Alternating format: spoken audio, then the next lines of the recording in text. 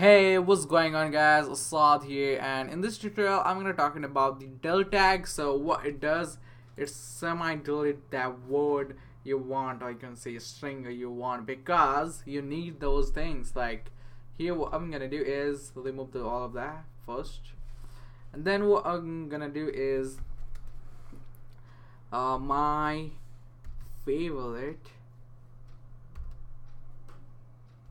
favorite uh, color,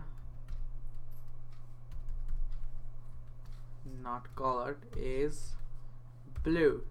Now you want to somehow remove that, like you want to do something with the blue.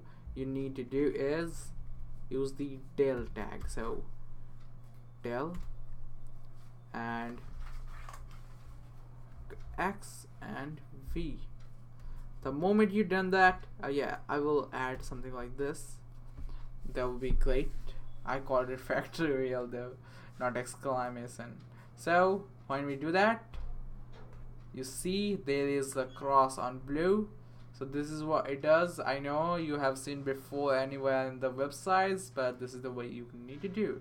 So hope you guys understand. See you guys in the next tutorial.